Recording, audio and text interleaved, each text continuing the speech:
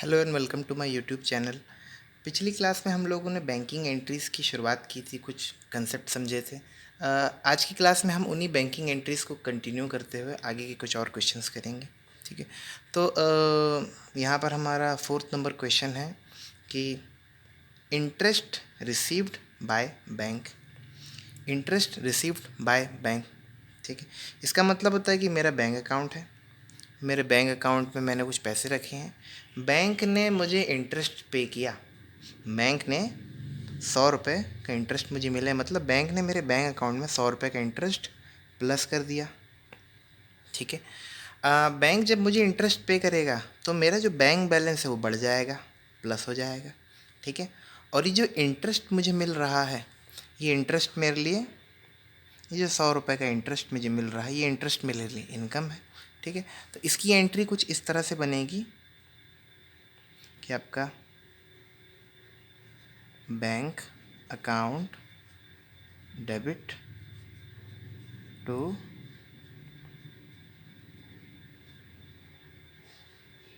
Interest account, amount होगा आपका 100 रुपये। ठीक है, ऐसा क्यों?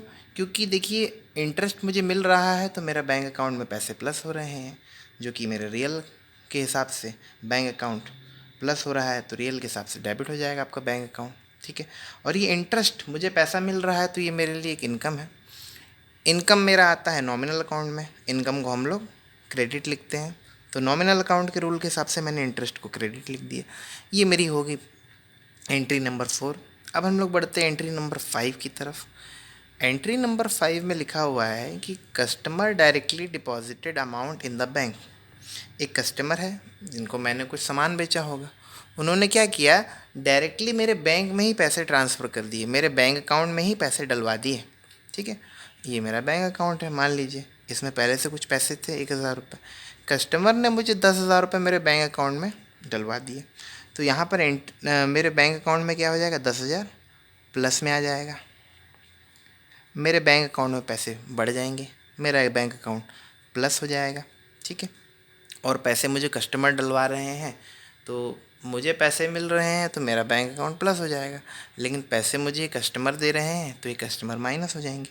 यहाँ पर एंट्री बनेगी आपकी bank account debit to customer account, customers.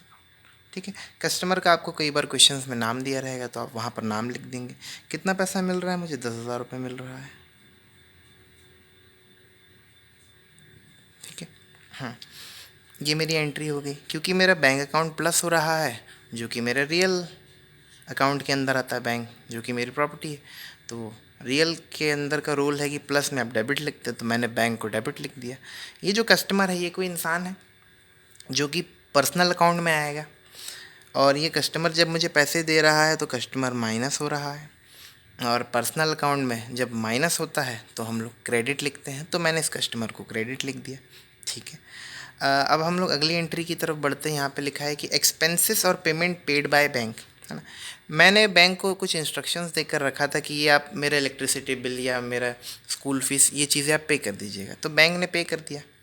Bank अब कैसे पे करेगा, बैंक ने एक एक्सपेंसेस पे किया है, एक पेमेंट पे किया है 200 रुपये का मेरे बैंक अकाउंट से, तो बैंक क्या करेगा, मेरे बैंक अकाउंट से 200 रुपये माइनस कर देगा और उस पैसों को पे कर देगा। ठीक है, तो जब बैंक ये पेमेंट कर रहा है तो मेरे बैंक अकाउंट से पैसे माइनस हो रहे हैं, मेरा बैंक अकाउंट माइनस हो रहा है, तो रियल अकाउंट के हिसाब से मैं माइनस में बैंक अकाउंट को क्रेडिट लिखूँगा।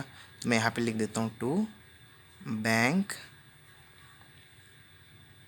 अकाउंट क्रेडिट, और डेबिट में मैं यहाँ पर लिख दूंगा ये मेरा एक्सपेंसेस।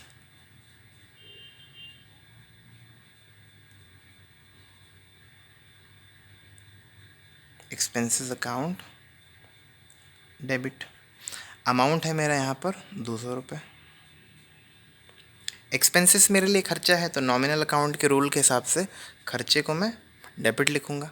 ठीक है, और इस खर्चे को पे करने की वजह से मेरे बैंक में से पैसे माइनस हो रहे, तो मेरा बैंक अकाउंट माइनस हो रहा है, तो मैं रियल अकाउंट के हिसाब से क्रेडिट लिख दूँगा। ठीक है।